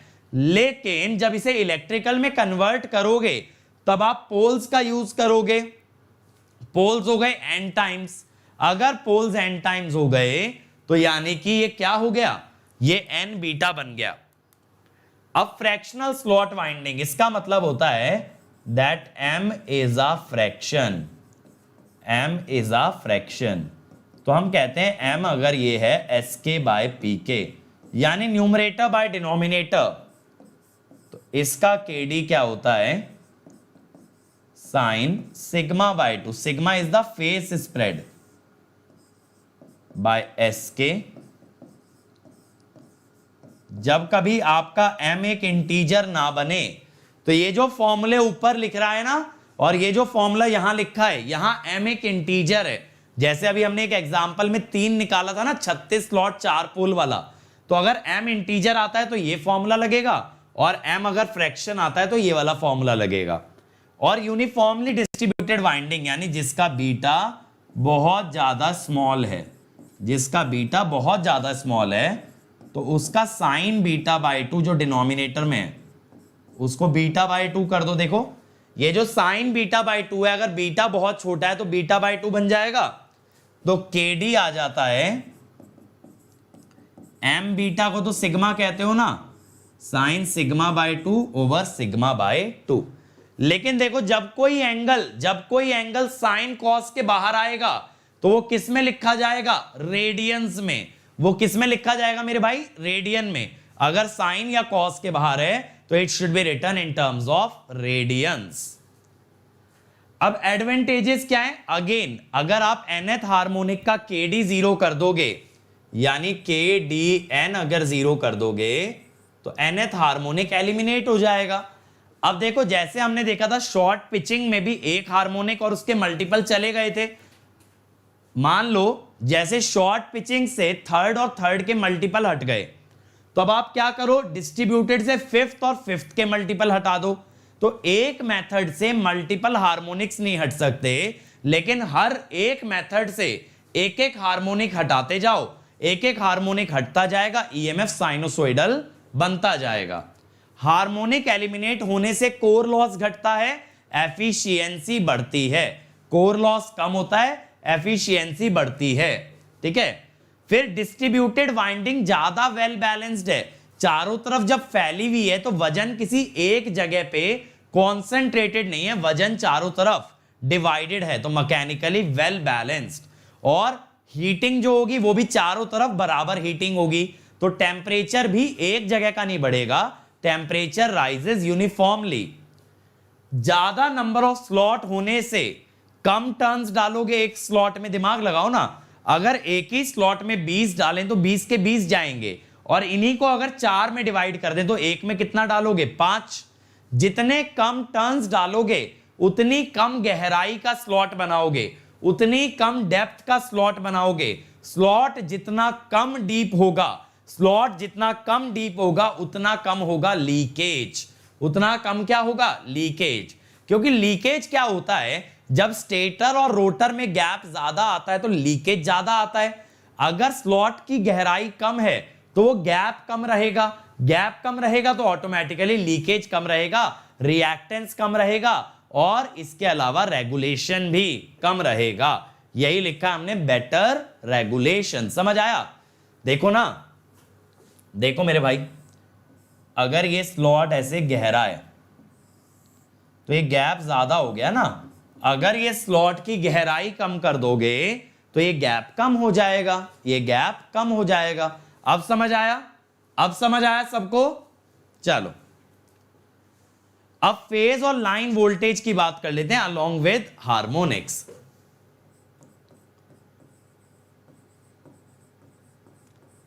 अब देखो, स्टार कनेक्शन अगर है बच्चों, स्टार कनेक्शन अगर है और आपसे पूछ लिया जाए ओवरऑल ईएमएफ बताना है,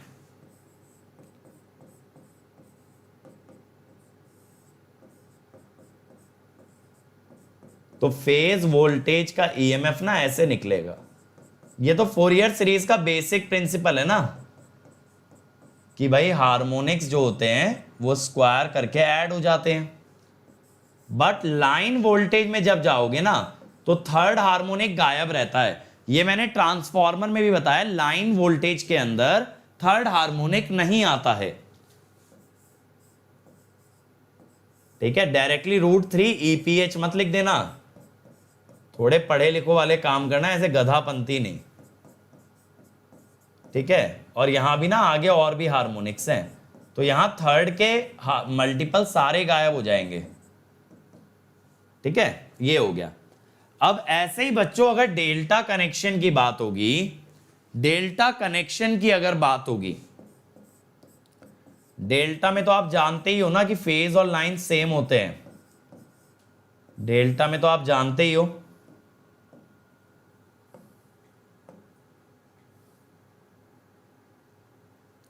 तो यहां पे EPH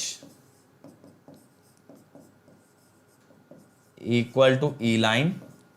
इसमें ना थर्ड ना फेज में आता है ना लाइन में आता है, ना फेज में आता है ना लाइन में आता है। ठीक है, किसी में भी नहीं आता थर्ड हार्मोनिक डेल्टा के अंदर। अब डेल्टा के अंदर देखो एक्चुअल में होता क्या है ना, ये मैं आपको बताता हूं।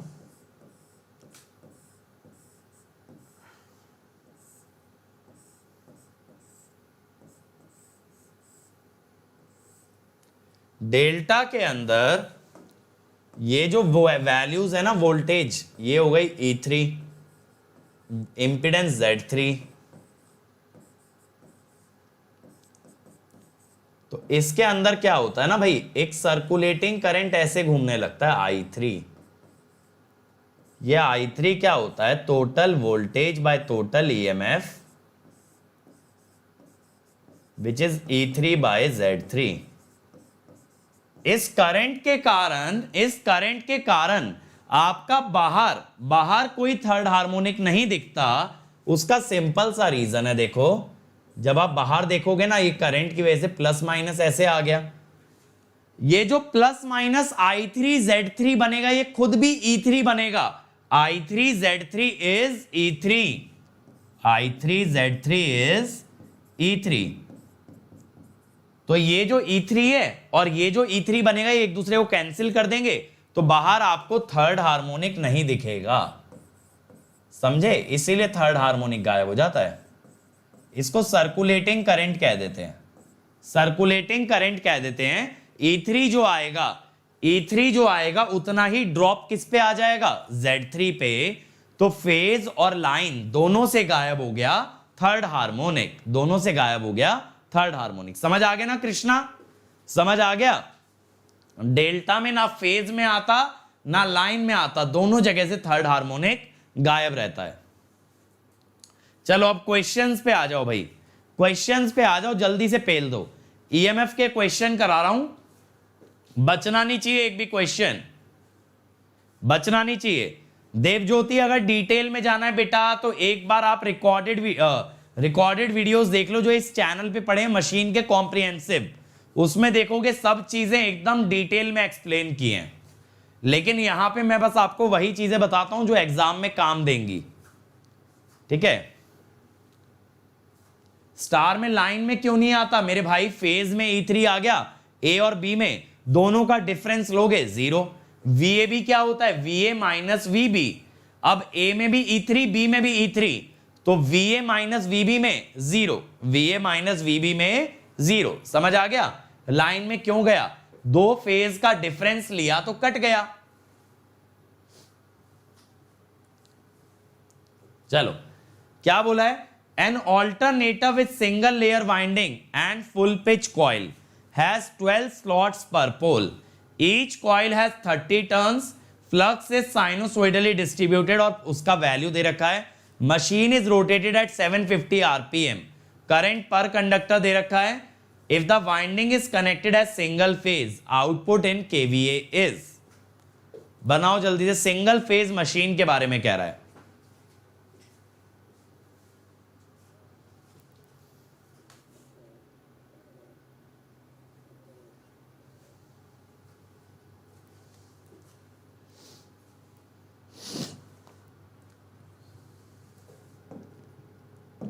बहुत बढ़िया बात बोली है शानू ने मेरे भाई कि एंड में क्वेश्चन सॉल्विंग पे ही आपको फोकस भी करना है, रेदर देन कि आप ये सोचो ऐसा क्यों होता है वैसा क्यों होता है, ये सब कितना भी सोच लेना, एंड में मैटर ये करेगा क्वेश्चन कैसे बनता है। चलो देखें एक बार, देखो स्पीड दे रखी है ना 750 RPM, इसको 120F/P किया हमने, तो यहां से F कितना आ गया, 50 हर्ट्स आ गया ना, F आ गया 50 हर्ट्स। अब क्या बोला है, सिंगल लेयर वाइंडिंग बोला है, ये मैंने आपको डीसी मशीन में बताया था। सिंगल लेयर में क्या होता है, coils equal to slots upon 2, coils is equal to slots by 2। तो यहां पे कॉइल कितनी हो गई बेटा आपकी, ये हो गई 6 पर पोल, यानी टोटल कॉइल्स कितनी हो गई, 8 पोल है ना, ये हो गई 48, ठीक है। ईच कॉइल हैज 30 टर्न्स, तो N is equal to 48 into 30, 1440। अब ये बोला है सिंगल फेज मशीन है, जब एक ही फेज है तो सारे टर्न्स एक ही फेज को जाएंगे। अब देखो ये तो नहीं बोला ना, शॉर्ट पिच तो नहीं बोला, हमें शॉर्ट पिच तो नहीं बोला, तो शॉर्ट पिच तो है नहीं, तो केपी क्या रहेगा 1, केपी लेने की जरूरत ही नहीं है। लेकिन मेरे भाई जब इतने सारे स्लॉट्स आ गए ना, जब इतने सारे स्लॉट्स आ गए तो मेरे भाई ये डिस्ट्रीब्यूटेड तो है। अब एम की बात कर लेते हैं,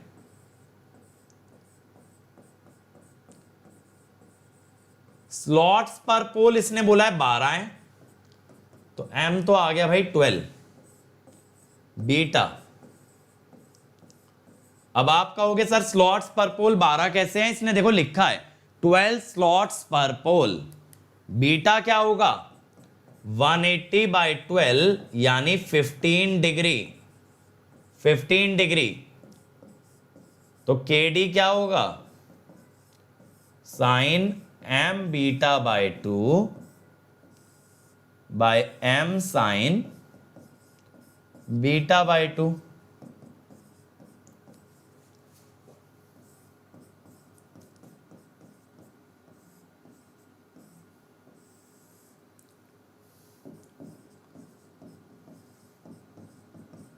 ठीक है, ये बनेगा ना।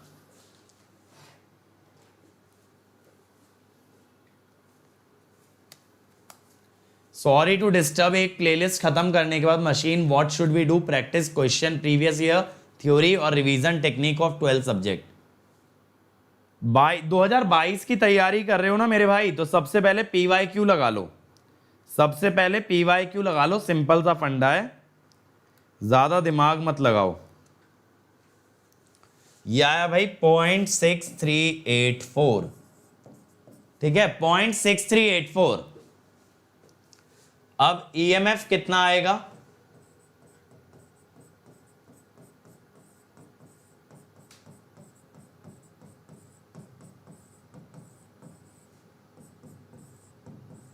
आप लोग भी निकालते रहा करो एज आई एम सॉल्विंग, मुझसे पहले सॉल्व कर दिया करो, छोड़ा मत करो कि अगर सर ने स्टार्ट कर दिया अब हम क्या करेंगे। 6122.51। अब पूछा क्या है इसने, केवीए पूछा है क्या, केवीए पूछा है, केवीए पूछा है, तो voltage into current, voltage into current, single phase है ना तो VI हो गया 306.12 KVA, ठीक है 306.12। तो क्लोजेस्ट आया A, closest answer will B A। Clear हो गया। राम नारायण ने आंसर दिया, इसका एकदम करेक्ट आंसर दिया राम नारायण ने, only student to solve this. चलो कोई नहीं, बाकी लोग अगला ट्राई करें भाई, सेम क्वेश्चन है, सेम क्वेश्चन है, लेकिन मेरे भाई अब की बार 2 फेज में है, same question but in 2 phases. अब की बार एक की जगह 2 फेज हैं, एक की जगह 2 फेज हैं। नितेश मेरे भाई मैं टेलीग्राम पे अपलोड तो कर देता हूं PDF, नोट्स बनाने की क्या जरूरत है, मैंने दे तो रखे हैं आपको सारे PDF, क्यों मजदूरों वाली थिंकिंग रखते हो, बढ़िया वाली थिंकिंग रखो, एकदम स्मार्ट वर्क करो। हार्ड वर्क से रैंक नहीं आएगी बेटा, स्मार्ट वर्क से आएगी। स्मार्ट वर्क से ना कम आवर्स पढ़ के भी बेहतरीन रिजल्ट निकाल दोगे। और फिर क्या होता है ना, जो बच्चे ज्यादा घंटे पढ़ने वाले होते हैं उनके दिमाग में एक ही सवाल रहता है, यार उस बच्चे ने तो हमारे जितनी मेहनत भी नहीं की, फिर उसकी रैंक कैसे आ गई, क्योंकि बेटा उसने मेहनत वहां की जहां जरूरी थी। ठीक है, समझ रहे हो ना।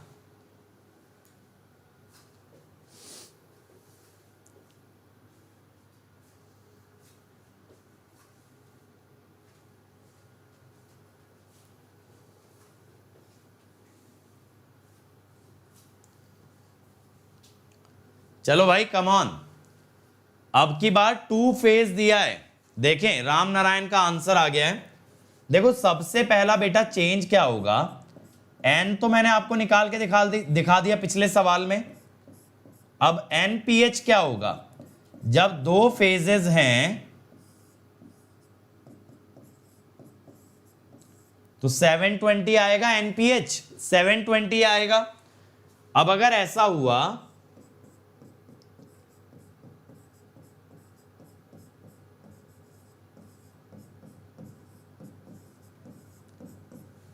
अब फ्लक्स तो 0.03 है, लेकिन मेरे भाई KD अभी बाकी है, KD अभी बाकी है।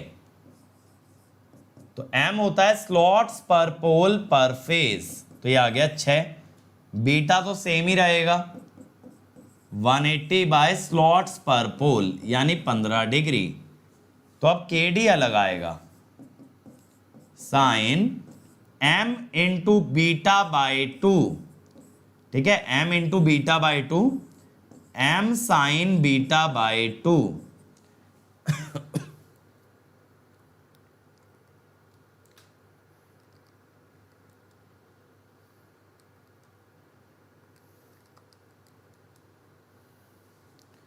0.902। ठीक है, अगर ऐसा हुआ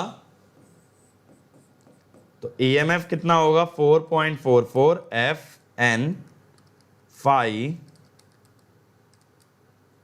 4.329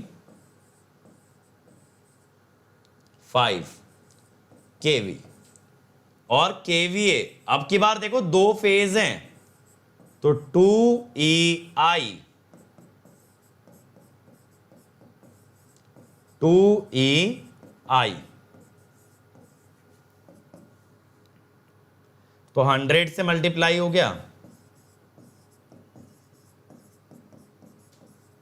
ये हो गया 432.95। तो answer will be B, answer will be B. चलो बहुत लोगों ने आंसर निकाल दिया इस बार बी, बहुत बढ़िया मेरे भाई, बहुत बढ़िया। जितने भी लोगों ने सही आंसर दिया very good, keep it up. आपको इसी तरीके से आगे बढ़ते जाना है। चलो अगला ट्राई करो भाई, अगला डिफरेंट क्वेश्चन है, करें एक बार ट्राई, एक बार सभी लोग ट्राई करें भाई। RMS value of a induced EMF of 10 pole 3 phase 50 hertz alternator with 2 slots per pole per phase and 4 conductor per slot in 2 layers। ठीक है, 2 लेयर में है यानी कि डबल लेयर वाइंडिंग है। नितेश मेरे भाई दूंगा, रुक तो जाया करो तुम लोग ना, ये चीज छोड़ दो मांगने वाली बात। तुम लोगों को बिना मांगे ही बहुत कुछ मिलेगा, जैसा जैसा टाइम अवेलेबल होगा वैसा वैसा मैं आप लोगों को देता रहूंगा। अब देखो अभी रिसेंटली आप लोगों को स्ट्रैटेजी वीडियोस की जरूरत थी, बिल्कुल आपको प्रोवाइड किया गया, आपको हर चीज सिखाई गई, समझाई गई क्या करना है, आपका कॉन्फिडेंस इंक्रीज किया गया है ना। तो डिपेंडिंग अपॉन किस टाइम पे क्या चीज की आपको सबसे ज्यादा नीड है वो आपको बिल्कुल दी जाएगी। जिस टाइम पे मुझे लगेगा कि भाई मेरे बच्चे इस चीज में परेशान हैं, इनको हेल्प आउट करने की जरूरत है, तो वो कर दिया जाएगा, बिना कहे बिना बोले किया जाएगा। ठीक है, तो इस चैनल पे ना आपको जितना आप मांगोगे उससे ज्यादा मिलेगा, इस टीम से आप जितना बोलोगे उससे ज्यादा करके देंगे। एक बार आप अनअकैडमी गेट क्वेश्चन वाला चैनल देखना, उस पे प्रीवियस ईयर के इतने वीडियो क्रिएट कर दिए गए हैं ना, मतलब PYQs का यार लोग आपसे 2-2 हजार 3-3 हजार रुपया चार्ज करते हैं, जबकि वो क्वेश्चन तो गेट वालों ने ही बनाए हैं, उसमें किसी ने बनाया तो कुछ नहीं है, लेकिन वो हम आपको फ्री ऑफ कॉस्ट दे रहे हैं, और वो भी वीडियो सोल्यूशन। टेक्स्ट की तो बात ही कहां रह गई अब।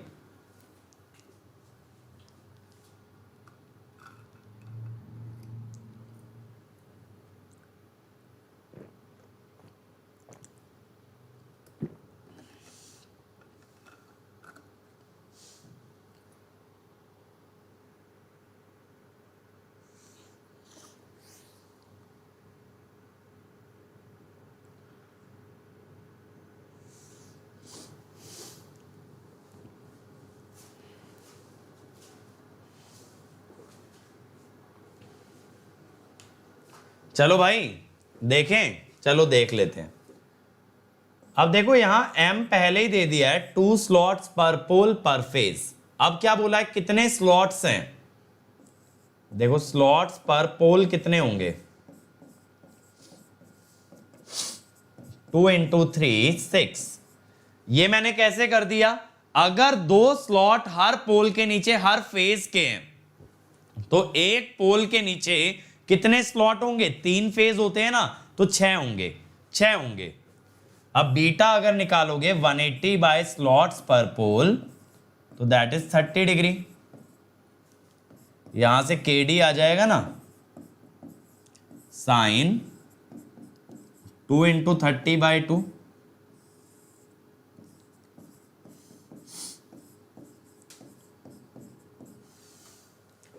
तो ये कितना आ रहा है भाई, साइन 30/2 साइन 15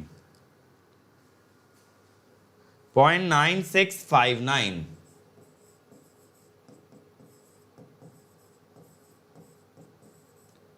अब कॉइल स्पैन बता दिया 150 डिग्री। अब ये 180 से कितना छोटा है, 30 डिग्री। तो एप्सिलॉन हो गया 30। तो अब केपी क्या हो गया, cos 30/2। cos 30/2, cos 15 कितना आ गया, 0.9659। ये हो गया। अब केपी और केडी अगर आ गया तो क्या पूछा है, ईएमएफ।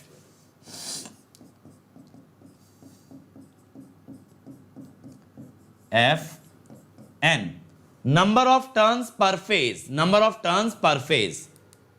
तो देखो एन, अभी एन रहने दो, मैं नंबर ऑफ टर्न्स आपको निकाल के दिखाता हूं। फ्लक्स कितना दिया है, फ्लक्स है 0.12 इंटू केपी केडी। देखो इसने ये बोला है 4 कंडक्टर हर स्लॉट में है। अब स्लॉट कितने हैं, 6 स्लॉट हर पोल के नीचे हैं। और पोल कितने हैं, पोल हैं आपके 10। देखो ना यहां पे आया था ना, स्लॉट्स पर पोल 6 हैं। हर पोल के नीचे अगर 6 स्लॉट हैं तो 10 पोल में कितने स्लॉट हुए, 60। तो ये आया 240। अब हर टर्न के अंदर 2 कंडक्टर होते हैं, या ये कह दो 2 कंडक्टर मिलके एक टर्न बनाते हैं। तो एन आया 120। अब हर फेज में कितने आ गए टर्न्स, 40। अब देखो यहां से निकल जाएगा ना EMF, 4.44 50 into 40 into 0.12 into 0.9659 square. ठीक है,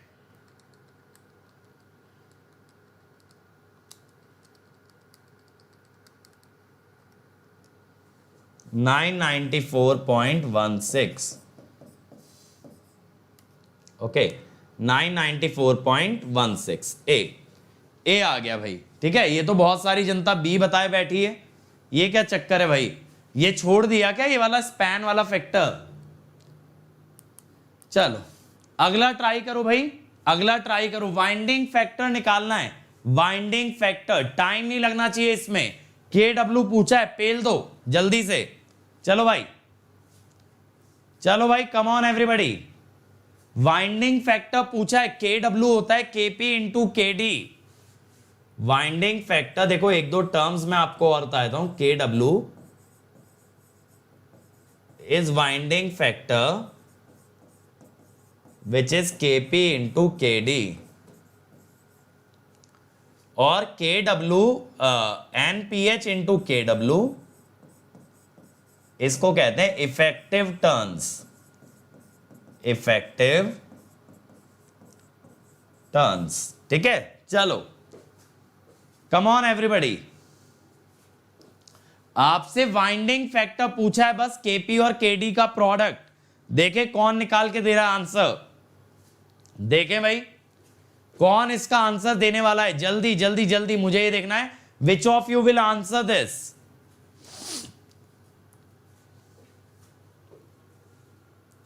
कम ऑन एवरीबॉडी। इसके बाद हार्मोनिक्स भी खींचना है भी अपने को। चलो इतना टाइम मत लगाओ, देख लें फिर सॉल्यूशन। चलो 48 स्लॉट्स हैं, तो स्लॉट्स पर पोल कितने हो गए, 12। बीटा कितना हो गया, 180 बाय स्लॉट्स पर पोल यानी 15। ठीक है, 15 हो गया। अब बात है कि coil is short pitched by 1 slot pitch. Slot pitch होता है बीटा, तो short pitch by 1 slot pitch यानी कि एप्सिलॉन इज 15। अब KD, Ram Narayan is on fire today मेरे भाई, पेलता जा रहा है question Ram Narayan. M, M कितना है भाई, एम होता है स्लॉट्स पर पोल पर फेस। एक बार एम निकाल देते हैं। 48 बाय पोल कितने हैं, 4 हैं और फेज होंगे 3। एम है 4 इंटू 15/2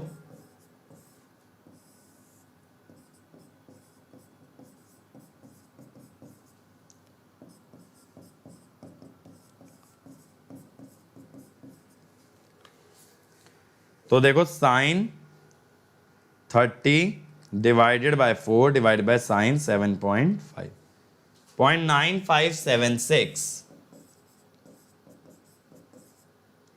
cos 7.5 0.9914 तो KW यानी दोनों का प्रोडक्ट कितना आ गया 9494 ठीक है 0.9494 बात क्लियर है। चलो भाई राम नारायण मेरे भाई 9674 गलत दे दिया आंसर, जल्दी के चक्कर में गड़बड़ हो गई आंसर में 0.9494 आ रहा है ठीक है। चलो अब हार्मोनिक्स पे आ रहे हैं भाई। हार्मोनिक्स इन एसी मशीन की बात कर रहा हूं, यहां सिंक्रोनस और इंडक्शन दोनों के हार्मोनिक्स बेटा आपको एक बार में करा दे रहा हूं, फिर इंडक्शन में हार्मोनिक्स पे बात नहीं करेंगे। अब देखो सबसे पहला रीजन क्या होता है हार्मोनिक्स प्रोड्यूस होने का, कि आपकी जो फ्लक्स डेंसिटी है वो नॉन साइनोसोइडल हो जाए। जो एयर गैप में मैग्नेटिक फील्ड बन रही है, if that is non sinusoidal then it contains harmonics. देखो जैसे यहां पे अगर ये टोटल वाली है, ये टोटल वाली दिख रही है ना, साइनोसोइडल तो नहीं है, तो इसके अंदर देखो ये आ गया फंडामेंटल ठीक है, ये आ गया आपका फंडामेंटल। फिर ये जो सॉलिड ग्रीन लाइन है इसको मैं दूसरे कलर से पर्पल से कर देता हूं,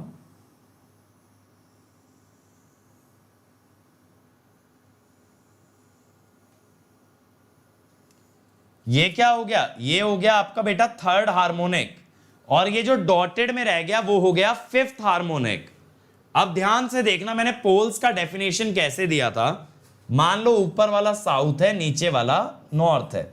अब थर्ड में देखना जरा, south north south north south north, तो फंडामेंटल में एक साउथ एक नॉर्थ आया, तो थर्ड हार्मोनिक में 3 बार साउथ आया 3 बार नॉर्थ आया। यही तो मैंने बोला था nth हार्मोनिक के पोल्स हो जाते हैं np, nth हार्मोनिक के पोल्स हो जाते हैं बेटा np ठीक है। अब देखो फिफ्थ में देखना, south north south north south north, समझ रहे हो। फिफ्थ में देखो 5 बार साउथ आ रहा है और 5 बार नॉर्थ आ रहा है। फिफ्थ में 5 बार साउथ आ रहा है 5 बार नॉर्थ आ रहा है, तो इसीलिए फिफ्थ में भी कितना हो गया 5 टाइम्स। तो इसीलिए मैंने बोला था फॉर nth हार्मोनिक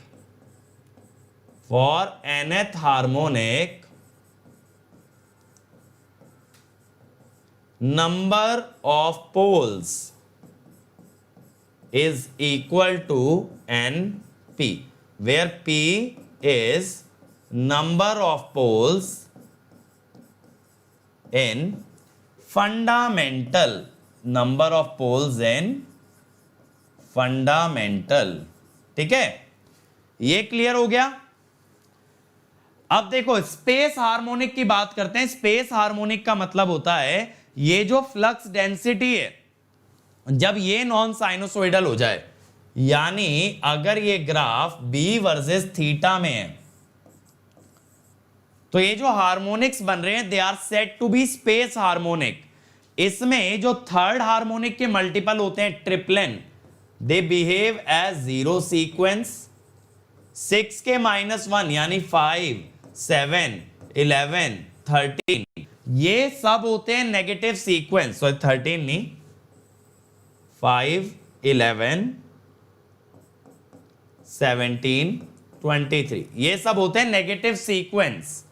और 6 के +1 यानी 7 13 19 25, ये सब होते हैं पॉजिटिव सीक्वेंस ठीक है, ये सब होते हैं पॉजिटिव सीक्वेंस। अब ध्यान से सुन लेना मेरी बात को, सिंक्रोनस मशीन के अंदर हार्मोनिक बनते हैं रोटर मैग्नेटिक फील्ड में। हार्मोनिक किस में बनते हैं, रोटर मैग्नेटिक फील्ड में। अब ये रोटर जब घूमता है ना बेटा ns से, जब ये रोटर ns से घूमता है तो इसके साथ जुड़े सभी हार्मोनिक्स भी घूमते हैं ns से, सभी हार्मोनिक्स घूमते हैं ns से। तो यहां ना ज्यादा दिमाग मत लगाना। देखो मैं आपको चाहे आपके मेथड से डिराइव करके दिखा देता हूं, nth हार्मोनिक की फ्रीक्वेंसी है nf और उसके पोल्स हैं np, तो 120f बाई p, तो nth हार्मोनिक की मैग्नेटिक फील्ड भी 120f बाई p से घूमेगी। याद रखिएगा सिंक्रोनस में, बेटा ये बात याद रखनी है आपको सिंक्रोनस में, बाकी बच्चों की तरह बेवकूफी मत कर देना n से डिवाइड करके, क्योंकि यहां सिंक्रोनस के अंदर nth हार्मोनिक की फ्रीक्वेंसी होती है nf, पोल्स होते हैं np, तो n से n कट जाता है, ये वैल्यू हमेशा आती है 120f बाई p। लेकिन इंडक्शन में क्या होता है बेटा, इंडक्शन के अंदर फ्रीक्वेंसी सप्लाई से आने वाली फिक्स होती है, बस पोल्स हो जाते हैं np, तो ये ns बाय n बनता है। इंडक्शन और सिंक्रोनस में डिफरेंस याद रखना, सिंक्रोनस में सबकी स्पीड ns बनती है और इंडक्शन में बनती है ns बाय n, यानी जितना बड़ा हार्मोनिक होगा उतनी कम बेटा उसकी स्पीड होगी। एक और बात, नेगेटिव सीक्वेंस वाले उल्टा घूमेंगे पॉजिटिव वालों के मुकाबले। अगर पॉजिटिव की मैग्नेटिक फील्ड क्लॉकवाइज है तो नेगेटिव की मैग्नेटिक फील्ड एंटी क्लॉकवाइज होगी, ठीक है। तो positive sequence and negative sequence MMF rotate in opposite direction. लेकिन किसकी बात कर रहा हूं बेटा, किसकी बात कर रहा हूं मैं बात कर रहा हूं आपकी इंडक्शन मशीन की, मैं बात कर रहा हूं आपकी इंडक्शन मशीन की, सिंक्रोनस की बात नहीं कर रहा हूं, सिंक्रोनस की नहीं कर रहा हूं। सिंक्रोनस में तो जहां जाए रोटर वहां जाए हार्मोनिक, सीधी बात है, रोटर के साथ साथ हार्मोनिक घूमेगा तो वहां पॉजिटिव नेगेटिव देखना ही नहीं है, लगा देना, पेल देना, ठीक है। जिधर रोटर घूमेगा उधर ही हार्मोनिक घूमेगा। लेकिन इंडक्शन में पॉजिटिव वाला अगर क्लॉकवाइज है तो नेगेटिव सीक्वेंस वाला एंटी क्लॉकवाइज। अब टाइम हार्मोनिक, अगर यही हार्मोनिक आपके वोल्टेज वर्सेस ओमेगा टी में हो जाएं तो they are said to be time harmonic. इसके अंदर भी 3k वाले जीरो सीक्वेंस, 6k माने -1 वाले नेगेटिव, 6k + 1 वाले पॉजिटिव सीक्वेंस। अब यहां इनकी फ्रीक्वेंसी जब हो गई n टाइम्स, तो अब की बार फ्रीक्वेंसी n टाइम्स करोगे। सिंक्रोनस में तो बात करने की जरूरत ही नहीं है, n × ns। अब यहां पे आप क्या कहोगे कि नेगेटिव और positive both rotate in opposite direction, समझ गए। टाइम हार्मोनिक की बात किसके अंदर करोगे बेटा, टाइम हार्मोनिक की बात आप करोगे इंडक्शन के अंदर, टाइम हार्मोनिक की बात करोगे इंडक्शन के अंदर मेरे भाई। और इंडक्शन के अंदर क्या होगा, इंडक्शन के अंदर घूमेंगे n × ns से, n × ns से घूमेंगे, ठीक है, बात क्लियर हो गई। और आपका स्पेस हार्मोनिक जो है, जो आपका बेटा स्पेस हार्मोनिक है वो घूमेगा ns बाय n से, ns बाय n, एक घूमेगा n × ns से और एक घूमेगा ns बाय n से। टाइम वाले में n मल्टीप्लाई, स्पेस वाले में n से डिवाइड, और पॉजिटिव और नेगेटिव अपोजिट डायरेक्शन में ही घूमते हैं। अब देखो स्लॉट हार्मोनिक, स्लॉट हार्मोनिक में क्या होता है बेटा, एयर गैप अलग अलग होता है। देखो यहां एयर गैप कम है, यहां एयर गैप ज्यादा है। एयर गैप कम ज्यादा होने की वजह से फ्लक्चुएशन आते हैं, इन फ्लक्चुएशन से बनने वाले हार्मोनिक्स को कहा जाता है स्लॉट हार्मोनिक। तो ये भी जो है ना स्पेस हार्मोनिक की तरह ही होते हैं, they also behave as space harmonics, they also behave as space harmonics, ठीक है। और इसका ऑर्डर होता है 2s/p ±1। इसका ना बस ऑर्डर याद रखना है, बाकी बिहेवियर एकदम स्पेस हार्मोनिक जैसा है। बाकी बिहेवियर किसके जैसा है बेटा, एकदम स्पेस हार्मोनिक के जैसा। स्पेस हार्मोनिक में क्या बताया, सिंक्रोनस के सभी हार्मोनिक ns से घूमते हैं, इंडक्शन के हार्मोनिक ns/n से घूमते हैं, ये मैंने आपको बताया स्पेस में। अब हार्मोनिक्स को एलिमिनेट कैसे करते हैं, हार्मोनिक्स को एलिमिनेट कैसे करते हैं, using chamfered pole, skewing the pole, increasing the air gap. Armature पे क्या क्या कर सकते हैं, short pitch winding, distributed winding, fractional slot winding और skewing the slots. Fractional slot मैंने बता चुका हूं, अगर m की वैल्यू इंटीजर ना आए तो उसे कहते हैं फ्रैक्शनल स्लॉट वाइंडिंग। अब स्क्यूइंग क्या किया जाता है, देखो अगर ये स्लॉट्स सीधे ना जाके टेढ़े जाएं, सीधे ना जाके टेढ़े जाएं, तो इसे कहते हैं स्क्यूइंग। इसे क्या कहते हैं, skewing. Why time harmonic is not present in synchronous? Deepak मैंने ये नहीं बोला टाइम हार्मोनिक प्रेजेंट नहीं होगा, बेटा बिल्कुल प्रेजेंट होगा। मैंने आपको बोला nth हार्मोनिक की फ्रीक्वेंसी होती है nf, तो वो हो तो गया बाय डिफॉल्ट टाइम हार्मोनिक, बन तो गया। क्या होता है सिंक्रोनस के अंदर रोटर की मैग्नेटिक फील्ड में स्पेस हार्मोनिक होते हैं, इससे जो ईएमएफ बनता है उस ईएमएफ में टाइम हार्मोनिक होते हैं। तो सिंक्रोनस के अंदर स्पेस और टाइम हार्मोनिक आपस में रिलेटेड होते हैं, एक साथ चलते हैं, यानी स्पेस हार्मोनिक जन्म देता है टाइम हार्मोनिक को बेटा, और इसीलिए हार्मोनिक के पोल्स भी होते हैं एनपी और फ्रीक्वेंसी भी होती है एनएफ। बात समझ आ रही है? उसके अंदर स्पेस और टाइम दोनों का बिहेवियर है। स्पेस की वजह से पोल्स है एनपी और टाइम की वजह से फ्रीक्वेंसी है एन इंटू एफ। क्लियर हुआ? क्लियर हुआ कि नहीं हुआ? अब कितने एंगल से स्क्यू किया जाता है? 2 times the harmonic pole pitch. Harmonic pole pitch कितनी होगी बताओ? हार्मोनिक पोल पिच कितनी होगी? ये 360 बाय एनपी। ठीक है, इतने एंगल से आप अब इसको क्या करोगे? स्क्यू करोगे, स्क्यू करोगे। ठीक है, ये मैकेनिकल में है।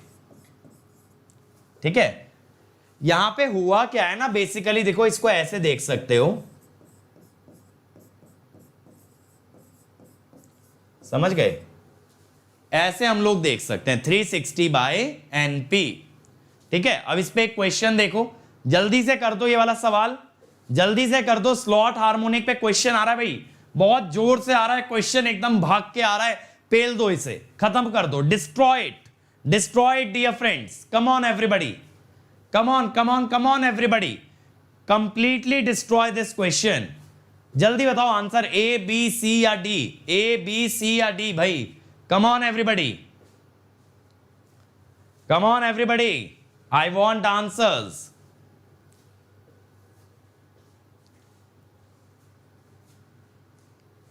नहीं आया किसी का?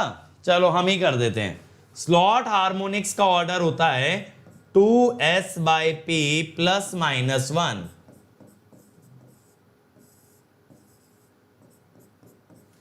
तो ये हो गया 29 और यही हो रहा है ना। अच्छा, 8 कंडक्टर पर स्लॉट है, पोल्स हैं 10।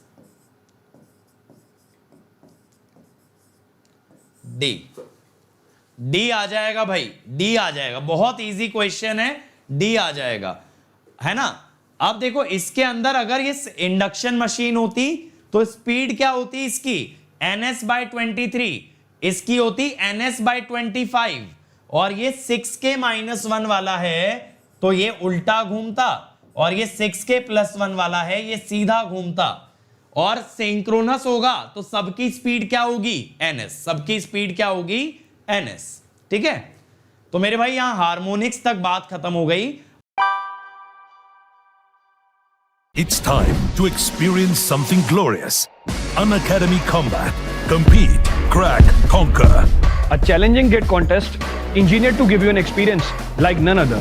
Where you put your knowledge to test. And battle it out with a test. To bring out the best in you, Unacademy Combat is the most competitive, gamified contest for gate till date, with the best of the questions by best educators.